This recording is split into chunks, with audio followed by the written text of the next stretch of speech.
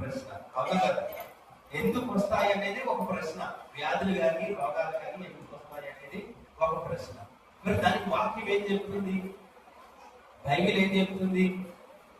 బైబిల్లో దానికి ఏమైనా వివరణ ఉందా అన్న విషయాన్ని దినాన మనము పరిశీలన చేయవలసినటువంటి వారమై ఉన్నాం. దేవునికి మహిమ కలుగును గాక. ఇప్పుడు ఇదే ప్రశ్న మిమ్మల్ని అడిగారు. ఎందుకంటే చెప్పలేదు. కొంతమంది పాపం వల్ల వచ్చి అంటారు అన్ని కానీ అన్ని రోగాలు పాపం వల్లే వస్తాయా? రావు కదా. కానీ అది ఏంటి? వాక్యం ఏం చెప్తుంది? వ్యాధుల గురించి, రోగాల గురించి ఏం చెప్తుంది అన్న విషయాన్ని దినాన మనం పరిశీలనగా చూడవలసినటువంటి వారమై ఉన్నాం. దేవునికి మహిమ కలుగును గాక. ఇది నిమిత్తము నిర్గమకాండము 15వ అధ్యాయము 26వ వచనాన్ని ఎవరైనా ఒకసారి చదవండి. మీ దేవుడైన యెహోవా వాక్కును శ్రద్ధగా వినాలి. ఇప్పుడు మీరు మాటలో నేను చెబుతున్న ప్రతి మాట కూడా పరజ్ఞానంతో వింటే మీకు అర్థం కాదు. మీ మనసు ఎక్కడో పెట్టి వింటే మీకు ఏమి అర్థం కాదు. ఇక్కడే ఉన్నామని అనుకోవాలి. మనం ఎక్కడో ఉన్నాం కాదు, ఇక్కడే దేవుని సన్నిధిలో ఉన్నామని అనుకోవాలి. కాబట్టి ఇక్కడ అంటున్నాడు, మోసే గారు రాస్తా ఉన్నాడు. ఏమని రాస్తా ఉన్నాడంటే, మీ దేవుడైన యెహోవా వాక్కును శ్రద్ధగా విని. ఎలా వినాలంటే మనము ఎలా వినాలి? శ్రద్ధగా వినాలి. ఎప్పుడైనా సరే శ్రద్ధగా విన్నప్పుడే ఏదైనా మనకు అర్థమవుతుంది. స్కూల్లో పాఠాలైనా కూడా అంతే.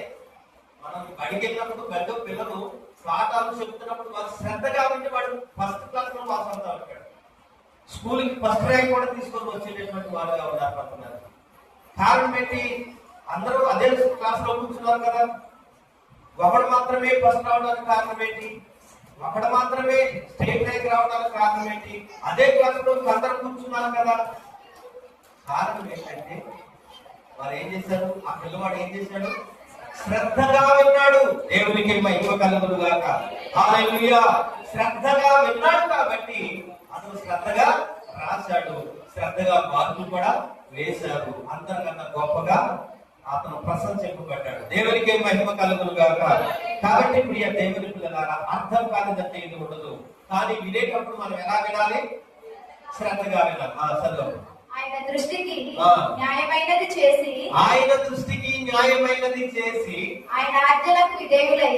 వినటమ్మా, ప్రతి మాట కూడా మీరు జాగ్రత్తగా వినాలి. ఆయన దృష్టికి న్యాయమైనది చేసి ఆయన ఆజ్ఞలకు విధేయులై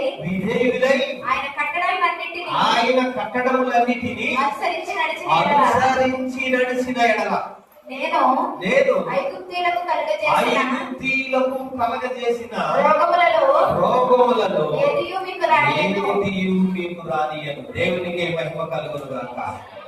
ఏమంటాడు ఇక్కడ?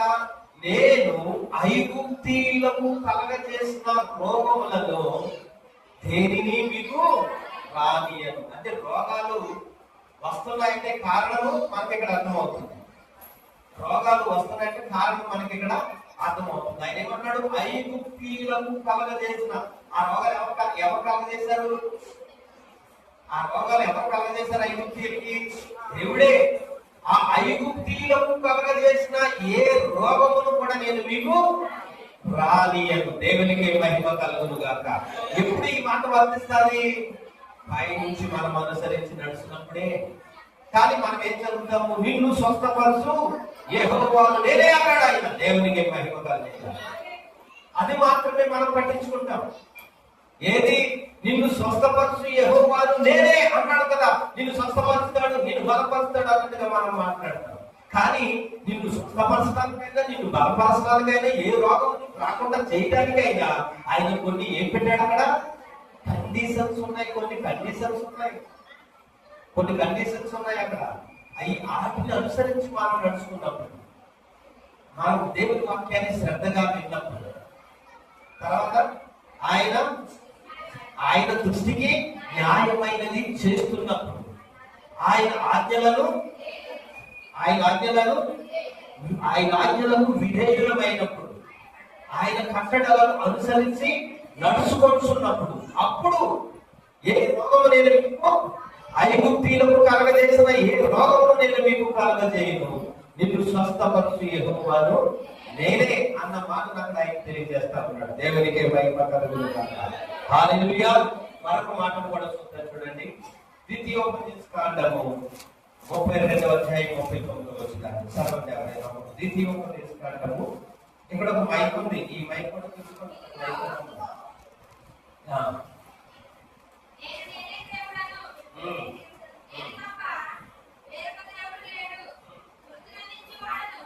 నేను తప్ప వేరొక దేవుడు లేడు. సరే ఏమంటాడు? నేను తప్ప వేరొక దేవుడు లేడు. తర్వాత మృతులను దించువాడను బ్రతికించువాడను కూడా నేనే. అంటే చనిపోవాలన్న కారణం ఎవరు? ఆయనే. బ్రతికింపబడాలన్న కారణం ఎవరు? ఆయన. అంతనే మన ఏంటిది జనన మరణాలు ఆయన చేతిలో ఉన్నవి. ఆయన చేతిలో ఉన్నవి. దేవునికి మహిమ కలుగును గాక. చదవండి ఆ మాట. గాయపరచువాడను నేనే, గాయం కట్టువాడను నేనే. గాయపరచువాడను నేనే, గాయమును కట్టు. గాయం ఎందుకు అవుతుంది మనకన్నా కూడా ఆలోచన చేసుకోవాలి. గాయపరచువాడు నేనే, గాయము కట్టువాడను నేనే అంటున్నాడు. గాయం ఎందుకు అవుతుంది మనకన్నా కూడా ఆలోచన చేసుకోవాలి. గాయం ఆయన కడతాడు, ఓకే. గాయం ఎందుకు అవుతుంది? తర్వాత నా చేతిలో నుంచి మిమ్మల్ని విడిపించేటటువంటి వారు ఎవ్వరు లేడు. దేవునికి మహిమ కలుగును గాక. ఈ మాటలన్నీ కూడా మనకి ఏం తెలియజేస్తా ఉన్నాయి? మనిషి రోగానికి వ్యాధికి ఎందుకు గురవుతాడు, కారణాలు ఏంటి, ఎందుకు వస్తాయన్న విషయాలన్నీ కూడా ఇక్కడ మనం ఈ మాటల్లో చూడగలుగుతాం. కూడా మనం చూస్తాం. యెహెజ్కేలు గ్రంథం 17వ అధ్యాయం 24వ వచనం. 17:24.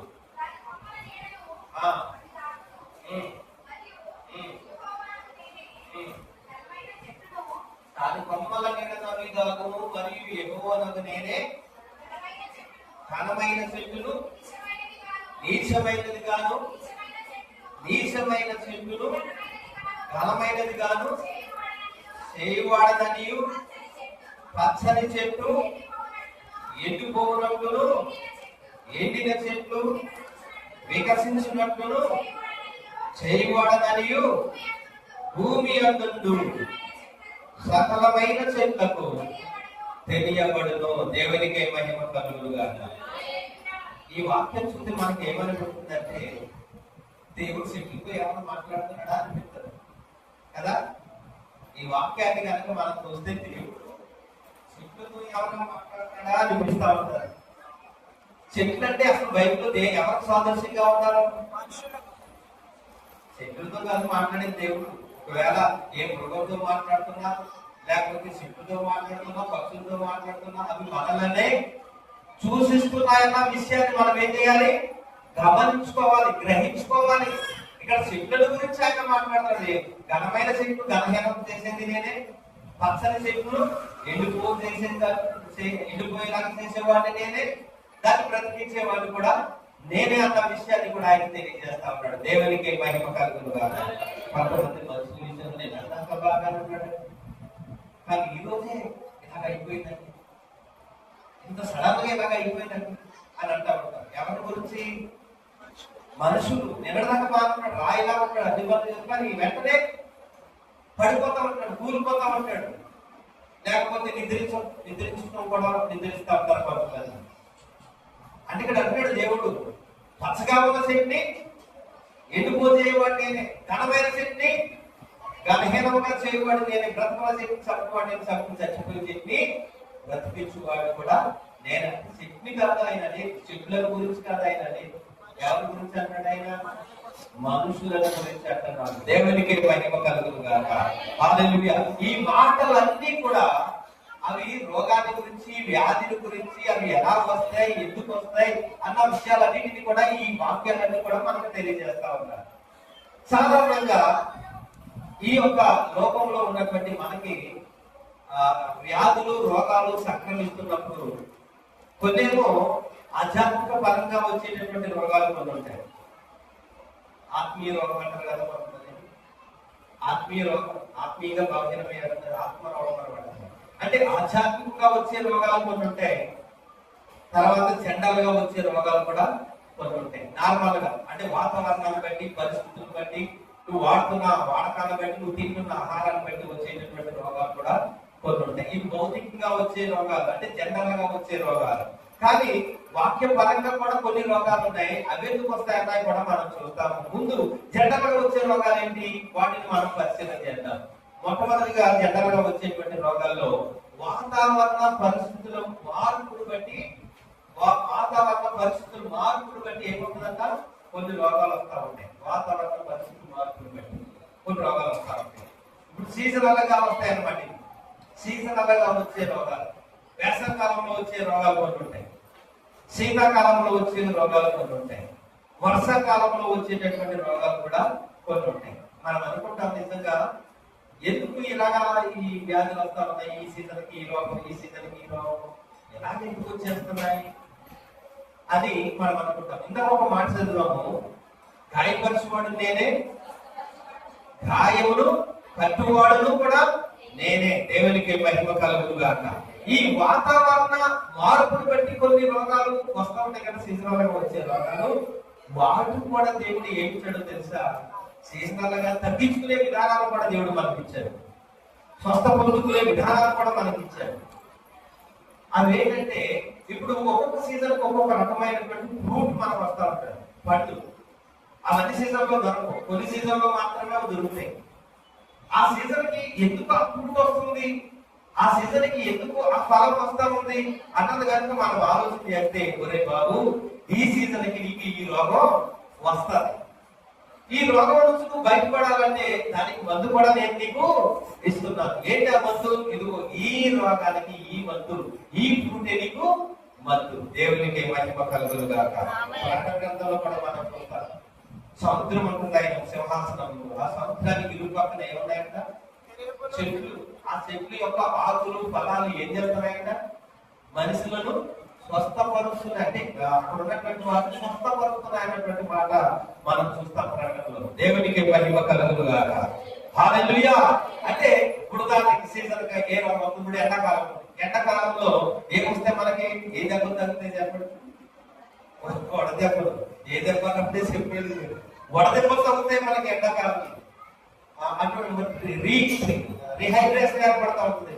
అంటే ఏమంటారు దాన్ని, రీహైడ్రేషన్ ఏర్పడుతుంది, అమోనియా ఏదో అంటారు కదా, అమోనియా ఏదో అంటారు. ఆ విధంగా మనకి కొన్ని రోగాలు వస్తాయి. తర్వాత సొమ్ముసులు పోతా ఉంటాం, పడిపోతా ఉంటాం, తట్టుకోలేకపోతా ఉంటాం. వేసవకాలంలో వచ్చే, శీతకాలంలో వచ్చే రోగాలు ఇవి. మరి శీతాకాలంలో వచ్చే రోగాలు ఏంటి, శ్వాసకోశ సంబంధమైనటువంటి వ్యాధులన్నీ కూడా అప్పుడు మొదలైతాయి. ఎప్పుడు, శీతాకాలంలో. ఇంకా శీతాకాలం వచ్చిందంటే ఏంటిది, ఎలర్జీ ఉన్న వాళ్ళు కానీ, బ్రైన్ కెటిస్ ఉన్నటువంటి వారు కానీ, సైనస్ ఇష్యూస్ ఉన్నటువంటి వారు కానీ, వారు ఊరికి పక్కన తిరుగుతూ ఉంటారు. ఊరికి మొత్తం గొప్పలక్షం చేసుకుని ఏదో చేసుకుని తిరుగుతూ ఉంటారు. కారణం ఏంటి, ఆ కాలానికి ఏమవుతుంది, ఆ శ్వాసకోశ సంబంధమైనటువంటి వ్యాధులన్నీ కూడా ఆ కాలానికి వస్తూ ఉంటాయి. కాబట్టి వాటిని పట్టుకుని వారు తిరుగుతూ ఉంటారు. లేకపోతే తట్టుకోలేని వాళ్ళు అన్ని దగ్గు వస్తాయి, తుమ్ములు వస్తాయి, ఏవేవో వస్తూ ఉంటాయి. అది శీతాకాలంలో ఆ సీజనాల్లో వచ్చేటటువంటి రోగాలు. అయితే వర్షాకాలంలో వచ్చే రోగాలు ఏంటి, ఇవి కూడా వస్తాయి. వర్షాకాలంలో ఏమవుతాయి, అంచు రోగాలన్నీ వస్తూ ఉంటాయి, అంటి వ్యాధులన్నీ వస్తూ ఉంటాయి. దోమల ద్వారా, ఈగల ద్వారా అవి మక్కువడానికి వచ్చి అంటు రోగాలన్నింటినీ కూడా అంటించుకుంటూ వెళ్తా ఉంటాయి. అలాగే విషజ్వరాలు కూడా వస్తూ ఉంటాయి. వేసవకాలంలో విషజ్వరాలు వస్తాయి.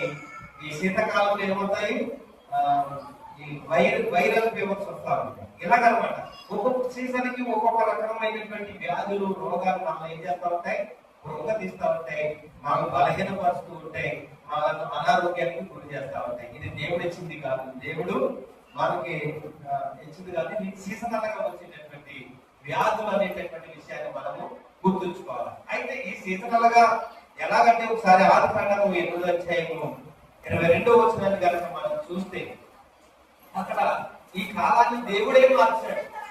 కాలాన్ని దేవుడే మార్చాడు. అంతకు ముందు ఒకటే కాలం. ఎప్పటి వరకు, నోవాహు కాలం వరకు కూడా, నోవాహు ఉన్నంత వరకు కూడా ఒకటే రకమైనటువంటి వాతావరణం ఉండేది భూమి మీద. ఒకటే రకమైనటువంటి వాతావరణం. అప్పుడు వర్షం లేదు, శీతాకాలం లేదు, ఎండాకాలం లేదు. ఎప్పటి వరకు, నోవాహు కాలం వరకు. ఆ నోవాహు జల ప్రళయం తర్వాత దేవుడు వాతావరణంలో మార్పులు తీసుకొని వచ్చాడు. అప్పుడు వేసవకాలం, వర్షాకాలం, శీతాకాలం అనేటటువంటివి ఏర్పడ్డాయి. ఎప్పటి నుంచి? నోవాహు కాలం తర్వాత, జల ప్రళయం తర్వాత నుంచి. దేవునికి మహిమ కలుగును గాక. ఆ జల ప్రళయం తర్వాత జరిగినటువంటి మాటనే ఇక్కడ 8వ అధ్యాయం, ఆదికాండం 8వ అధ్యాయం 22వ వచనంలో మనం చూస్తున్నాం. చదువు.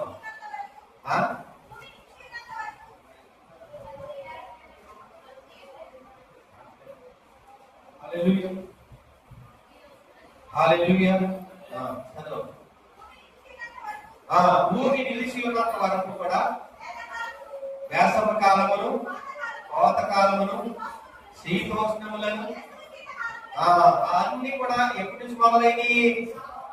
నోవాహు జల ప్రళయం తర్వాత నుంచే మొదలైనవి. అంటే వేసవకాలం, వర్షాకాలం, శీతాకాలం ఇవన్నీ కూడా మొదలైనవి. అంతకుముందు వ్యాధులు లేవు, అంతకుముందు రోగాలు లేవు, ఒకటే వాతావరణం ఉన్నది చెప్పు.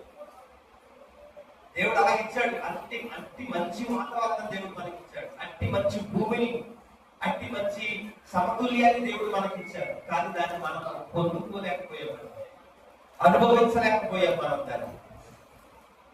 ఈ ఆదాము అప్పుడు సృష్టించినప్పుడు ఎంత ఆహ్లాదకరమైనటువంటి వాతావరణాన్ని దేవుడు వాళ్ళకి ఇచ్చాడు అంటే, అంత చల్లగా, అంత చల్లగానే మళ్ళీ గడ్డగట్టేసరి కూడా కాదు. ఉత్తర ధ్రువాల్లో, దక్షిణ ధ్రువాల్లో ఎలా ఉన్నది? గడ్డగట్టిపోతాయి, వాటర్ గడ్డగట్టిపోతే, చెట్లు గడ్డ అన్ని గడ్డగట్టిపోతాయి. -100 degrees కూడా వెళ్తాయి ఆ ధ్రువాలకు వెళ్తాయి. ఆ విధమైనటువంటి వాతావరణం అంటారు. కానీ అప్పుడు అలాగే ఇవ్వలేదు దేవుడు. ఆదామును అమ్మను సృజించినప్పుడు అటువంటి వాతావరణం ఇవ్వలేదు దేవుడు. మంచి వాతావరణం, భూమి అందంతటా ఒకటే వాతావరణాన్ని దేవుడు అనుగ్రహించడం జరిగింది మన కొరకు. తను మనం తన సహత్వాలతో చేసుకున్నాడు కాబట్టి మనం ఆనందంగా ఉండాలి, కాబట్టి సంతోషంగా ఉండాలి, కాబట్టి ఏ వ్యాధులకు, రోగాలకు గురి కాకుండా ఉండాలి. కాబట్టి దేవుడు మనకి ఏమి ఇచ్చాడంటే మంచి వాతావరణాన్ని దేవుడు మనకి ఇచ్చాడు. కానీ దాన్ని అనుభవించలేనటువంటి పరిస్థితికి మనము వచ్చాం. ఈ దినాన్న వాతావరణం పొల్యూట్ అయిపోయింది, నీళ్లు త్రాగలేని పరిస్థితి, గాలి పీల్చుకోలేనటువంటి పరిస్థితి. ఢిల్లీలో ఈ రోజు కూడా మీరు వెళ్ళండి, అక్కడ కార్బన్ శాతం ఎంత ఉంటుంది వాయువులో, గాలిలో? 500 ఉంటుందంట.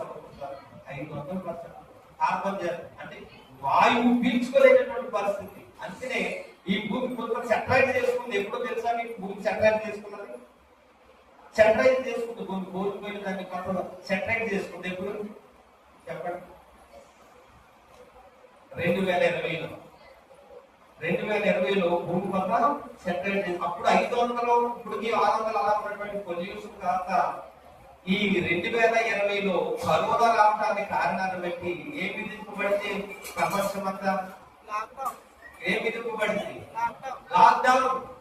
ఎక్కడ వాళ్ళు అక్కడే, ఎవరింట్లో వాళ్ళే, ఎవరు బయటకు వెళ్ళడానికి వీళ్ళేదు, వాహనాలు వేసి తిరగడానికి వీళ్ళేదు. రైలు లేవు, ట్రైన్ లేవు, ఏరోప్లేన్స్ లేవు, తర్వాత బస్సులు లేవు, కార్లు లేవు, అన్ని అక్కడే. అలా ఉండేసరికి అప్పుడు వాతావరణంలో ఢిల్లీలో 500-600 ఉంది. కార్బన్ శాతం కాస్త ఎంత ఉంటుందో తెలిసినప్పుడు ఆ 2020లో 150-200 వచ్చిందంట. అంటే అంతగా అది సెటరైట్ చేసుకుంది. ఈ వాహనాలను బట్టి, చెట్లు నరికేయడాన్ని బట్టి, లేకపోతే మనము వాడుతున్నటువంటి వాడకాన్ని బట్టి ఈ వాతావరణం అంతా కూడా ఏమైపోయిందంటే పొల్యూట్ అయిపోయింది. నిన్న నీళ్లు కూడా తాగలేనటువంటి పరిస్థితి. ఆ కాలంలో నేను చిన్నప్పుడు పనికి వెళ్తూ ఉండేటటువంటి వాడిని. పనికి వెళ్ళినప్పుడు ఏం చేసేవాడు అంటే, ఆ బోధుల్లో ఉన్న నీళ్ళు తాగేసేవాడు. ఆ సేరుగొట్లంతా బోధులు ఉంటాయి కదా, నీళ్లు, ఆ నీళ్లు రెడ్డి చేసుకుని తాగేసేవాడు. ఇప్పుడు తాగలనా? ఎవరైనా తాగలరు? బోధుల్లో ఉన్న నీళ్లు, కాలంలో ఉన్న నీళ్ళు ఎవరైనా తాగలరు? తాగలేదు. ఎందుకు? కారణం ఏంటి? దాన్ని ఎవరు పాడేశారు? దేవుడా? మనమే అభివృద్ధి పేరుతో, నాగరికత పేరుతో, గ్రామాలు, పట్టణాలు విస్తరణ పేరుతో చెట్లను నరికేసి ఫ్యాక్టరీలుగా మార్చి, ఫ్యాక్టరీలో వచ్చే వ్యర్థమైనటువంటి వాటిని అన్నింటినీ ఎందులో ఉంటున్నారు? నదుల్లో, కాలువల్లో, చెరువుల్లో వదిలేసేసరికి ఆ విష పదార్థాలన్నీ కూడా ఆ నీటిలో కలిసిపోయి నీరంతా కూడా ఎలా మారిపోయింది? విషముగా మారిపోయింది నీరంతా కూడా. ఈ విధంగా మనమే పాడు చేసుకుంటాం మన వాతావరణాన్ని. మన చేతులాగా మనమే పాడు చేసుకుంటాం మనకు ఇచ్చినటువంటి దేవుడు ఈ ఇచ్చినటువంటి భూమిని. అలాగే ఆదాము కాలంలో ఎంత ఆహ్లాదకరంగా, ఎంత మంచిది, ఎంత శ్రేష్టమైనటువంటి భూమిని మనకి ఇచ్చాడో, దాన్ని నోవాహు కాలం వచ్చేసరికి ఏం చేశారు? మనుషులు పాడు చేశారు. ఎందుకంటే ఈ మనుషులను చేసినందుకు అంటున్నాడు దేవుడు, నా హృదయంలో నేను సంతాపం పడుతున్నాను, వీళ్ళు చేసినందుకు సంతాపం పడుతున్నాను అంటాడు. అంతగా పొల్యూట్ చేసేసారు అప్పటికి. మరి ఇప్పుడు ఎంతకాలం అయింది? ఇప్పుడు ఎంత పొల్యూట్ అయిపోయింది? ఏది కూడా కల్తీ లేదంటే ఏది లేదండి. కల్తీ లేదంటే ఏమన్నా? ఇది కల్తీ లేదు, తల్లి పాలు తప్ప కల్తీ లేనిది. ప్యాకెట్ పాలు కూడా కల్తీ, ఏ అయినా కల్తీయే. తిని కారమైన కల్తే, పసుమైన కల్తే, మిరియాలు ఏం కల్తే, మిరియాలు కూడా అన్ని కల్తీయే. కల్తీ లేదండి ఏమి లేదు. మిరియాలు పప్పాస్ పెట్టుకుంటారు అంటే అది తెలియదు. మీకు మిరియాలు ఏం కలుపుతారు? పప్పాస్ కింద పెడతారు. దేవునికి మహిమ కలుగుగాక. హల్లెలూయా. ఈ విధంగా ప్రియ దేవుని పిల్లలారా, ఇది ఒకటే కాదు. కీర్తన గ్రంథము 74:17లో, యెషయా గ్రంథము 18:6లో ఈ వాతావరణాన్ని దేవుడు ఎప్పుడైతే కాలాలుగా విభజించి మనకి ఇచ్చాడో ఆ కాలాన్ని బట్టి ఆ యొక్క వ్యాధులు, రోగాలు కాలాల అనుగుణంగా మనకు వస్తా ఉంటున్నాయి. అయితే ఆ కాల అనుగుణంగా వచ్చినటువంటి ఆ వ్యాధులను, ఆ రోగాలను తగ్గించుకునేటటువంటి ఆ అపాయంలో ఉపాయాలు కూడా ఆయన మనకి కలిగజేశాడు. అపాయంలో కూడా ఏమిచ్చాడు మనకు? మళ్ళా ఉపాయాన్ని కూడా ఇచ్చాడు. ఏంటంటే ఏ సీజన్ ఆ ఫ్రూట్ దేవుడు మనకి ఇవ్వడం వల్ల, ఏ సీజన్ వచ్చి ఆ ఫ్రూట్ మనం తినాలి. మీరు అనుకుంటారు ఏ సీజన్ వచ్చే ఫ్రూట్, ఆ ఫ్రూట్ తిన్నప్పుడే మనం ఆరోగ్యంగా ఉంటాం, లేకపోతే వ్యాధులు బారిన పడతాం, మనం ఇమ్యూనిటీ పవర్ కోల్పోతాం, వ్యాధులు మనకి గురవుతాయి, రోగాలు మనల్ని పీడిస్తూ ఉంటాయి. కాబట్టి ఈ సీజనల్ గా వచ్చేటటువంటి ఫ్రూట్, ఏ ఫ్రూట్ ని కూడా మిస్ చేయలేదు. మీరు తినండి. సీజన్ గా వచ్చే ప్రతి ఫ్రూట్ ని మీరు తినండి. దేవునికి మహిమ కలుగును గాక. అప్పుడే మీరు ఆరోగ్యంగా ఉంటారు. ఇది వాతావరణ పరిస్థితులు బట్టి వచ్చేటటువంటి రోగాలు కొన్ని. తర్వాత రెండవది ఏంటంటే అపరిశుభ్రత వల్ల కూడా కొన్ని రోగాలు వస్తూ ఉంటాయి. ఇది నేను ముందు చెప్తున్నా ఈ విషయాలు జనరల్ గా వచ్చే రోగాల గురించి చెప్తున్నా. తర్వాత బైబిల్ పరంగా ఏమేమి ఉన్నాయో అవి కూడా చెప్తాను. ముందు ఇది అర్థమవుతాయి, అప్పుడు మనకు అది అర్థమవుతుంది. దేవునికి మహిమ కలుగును గాక. హల్లెలూయా. రెండవది ఏంటంటే అపరిశుభ్రత వల్ల కూడా కొన్ని రోగాలు మనకి వస్తూ ఉంటాయి. శుభ్రత కొంతమంది ఆయన అక్కడే పడేస్తారు, దాని బాత్రూమ్ అక్కడే ఉంటారు, దాని నుంచి అన్ని అక్కడే వేస్తూ ఉంటారు, అక్కడే ఉంటాయి, కళ్ళు అక్కడే ఉంటాయి. ఇదంతా కూడా ఎలా ఉంటుందంటే అపరిశుభ్రత. కొన్ని పాత్రలు సరిగ్గా కడుక్కోకపోవటం, సరిగ్గా మెయింటైన్ చేసుకోలేకపోవటం, మనకున్న దాన్ని తుడుచుకోలేకపోవటం, శుభ్రం చేసుకోలేకపోవటం, మనకున్న ఇంటిని చక్క పెట్టుకోలేకపోవటం, ఎక్కడే పడేసి ఉంచడం.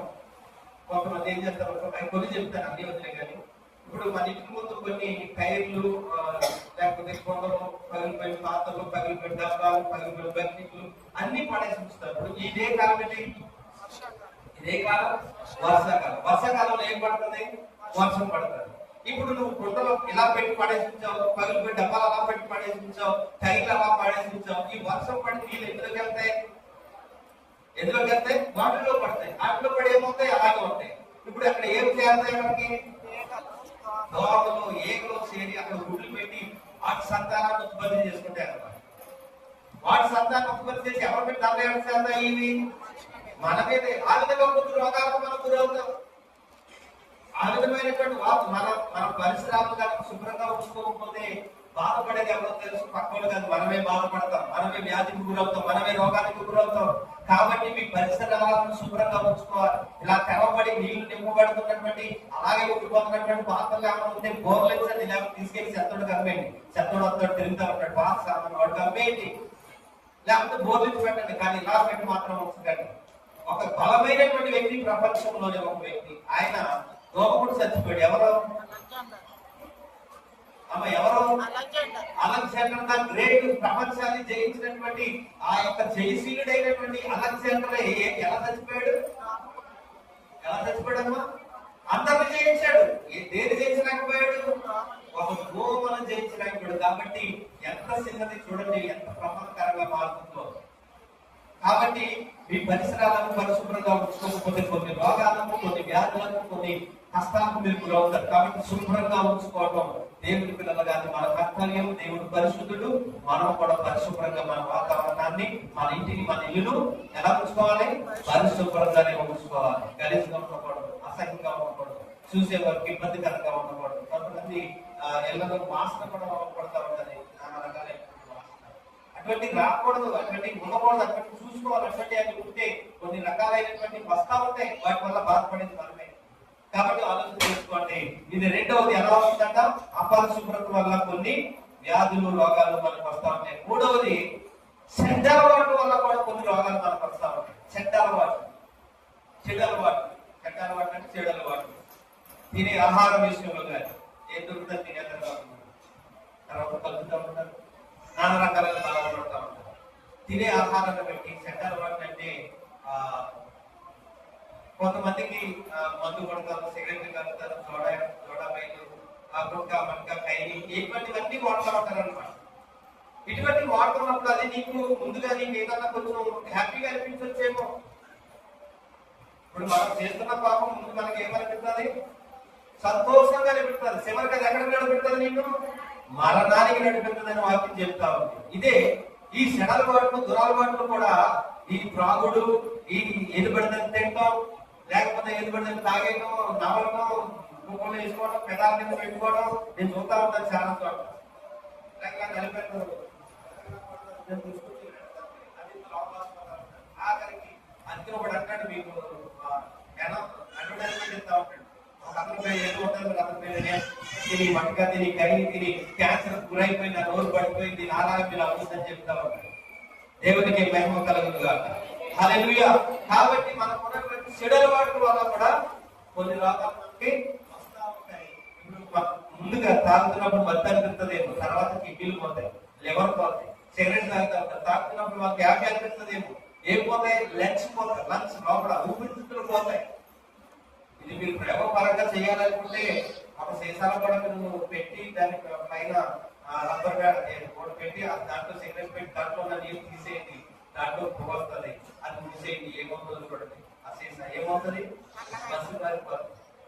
ఆ విధంగా మన లంగ్స్ కూడా పోతా ఉంటుంది. కొన్ని విషయాలు మనకు తెలిసినా కూడా ఏం చేస్తా ఉంటామంటే మనం వాడుకుంటున్నా వెళ్ళిపోతా ఉంటాం, అలా జరిగి చేస్తా ఉంటాం. ఇవి మానుకోవటం దేవుని పిల్లలకు మంచిది. ఈ విధంగా కూడా కొన్ని రోగాలు వస్తాయి అన్న విషయాన్ని మనము జనరల్గా మనం తెలిసిన విషయాన్ని ఇవన్నీ కూడా దేవునికి మహిమ కలుగును గాక. హల్లెలూయా. తర్వాత తినేటటువంటి ఆహారాన్ని బట్టి కూడా కొంతమందికి కొన్ని రకాలైనటువంటి వ్యాధులు వస్తూ ఉంటాయి. తర్వాత ఐదవదిగా అంటువ్యాధుల ద్వారా కొన్ని రకాలైనటువంటి వ్యాధులు మనకు వస్తూ ఉంటాయి. అంటువ్యాధులు ఉదాహరణ చెప్పండి. అంటువ్యాధులు ఏమేమై ఉంటాయి చెప్పండి. అంటువ్యాధులు ఏమై ఉంటుంది చెప్పండి.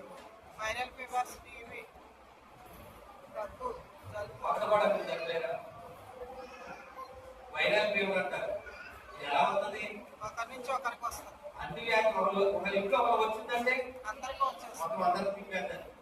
మళ్ళీ ఎవరన్నా అయిపోతే వాళ్ళకి వచ్చింది, వాళ్ళ నుంచి మళ్ళీ వాళ్ళకి వెళ్తే అందరికి తిప్పేట ఉంటాయి అనమాట. జ్వరాలు, వీళ్ళు వైరల్ ఫీవర్ అంటారు. వైరల్ అంటే గాల్లో తిరుగుతుంటాయి అనమాట.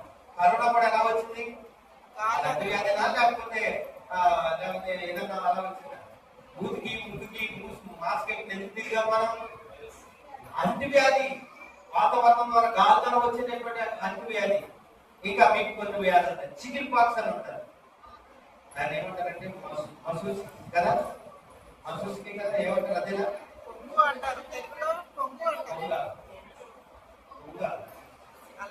సరే కొంగు, మీరు అన్నట్టు కొంగు.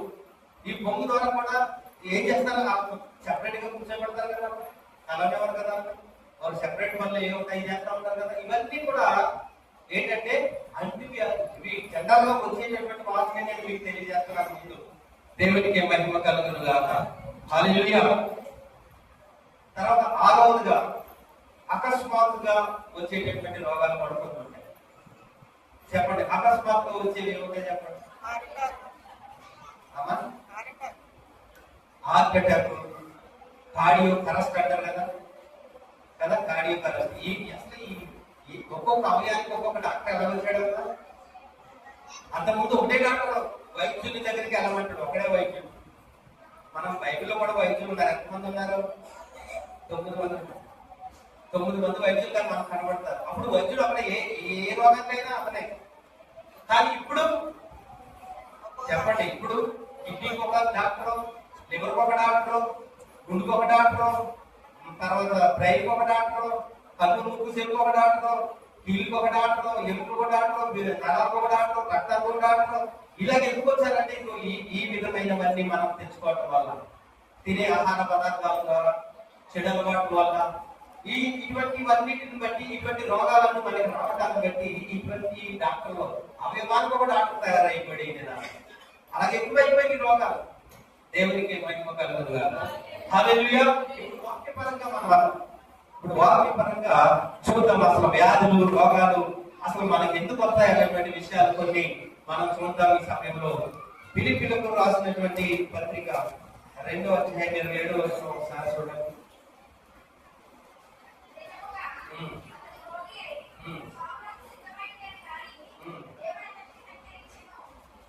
అక్కడ మనం చూస్తున్నాము, నిజముగా అతడు రోగి అయి సాగునకు సిద్ధమై ఉన్నాడు. కానీ